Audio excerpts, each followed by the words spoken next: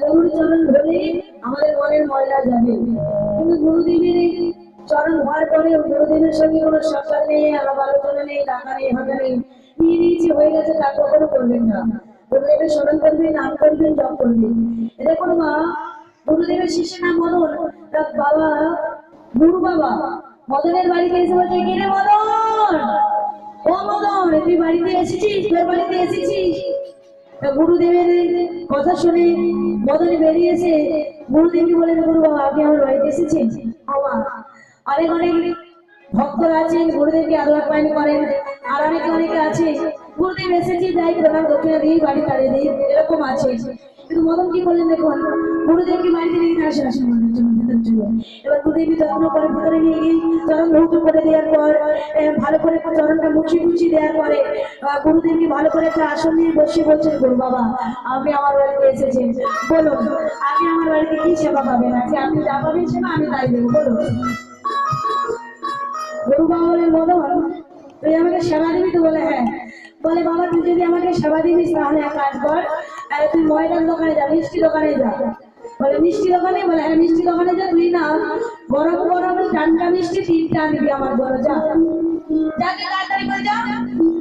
গুরুদেবের কথা শুনে মদন বললেন, গুরুজি আপনি মাত্র 3টে? বলে হ্যাঁ ওই খান 3 হলে হয়ে যাবে। বলে হ্যাঁ টাটকা দেখে আনবি, গরম গরম যেন থাকে, বাসনা যেন হয়। গুরু আমার কথা শুনে মদন বললেন, গুরুদেব আপনি তাহলে একটু অপেক্ষা করুন, আমি যেন মিষ্টি দোকান থেকে কিনে আনি মিষ্টি।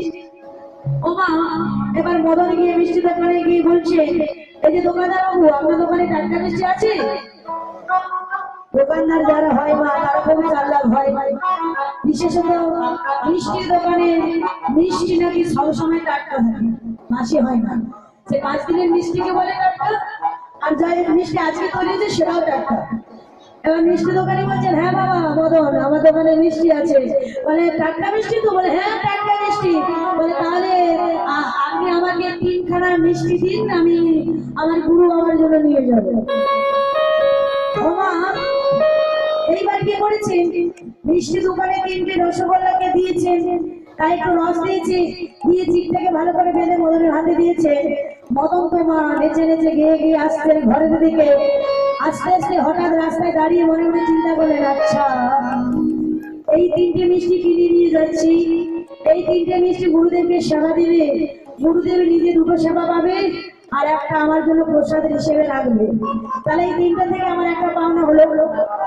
তাহলে এটা আমার যদি হয়, গুরুদেব তো বলেছেন চারটা থেকে আমি বাসি না যেন হয়, তাহলে এখান থেকে একটা যদি আমার পাওনা হয়, এটা থেকে একটা আমি খেয়ে দেখলেই তো বুঝতে পারবো টাটকা না বাসি। আরে এটা আমি খাচ্ছি, আমার ভাগেরটা আমি খাচ্ছি। এই বলে কি করছে, মাছিটাকে খুলে হাতটাকে ঢুকিয়ে একটা রসগোল্লা বের করে গালে গালে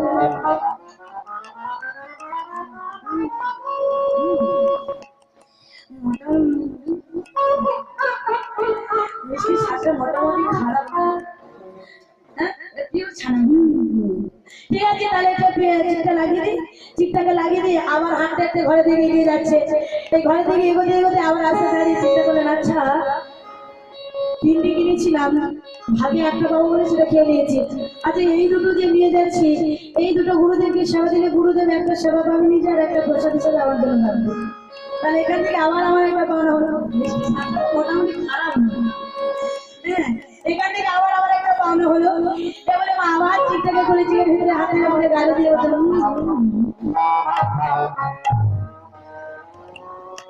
ওর কি লোক হচ্ছে নাকি? দেখেছি সব দিকে লোক পাচ্ছে। আচ্ছা তোকে মিষ্টি দেবো, দাঁড়া।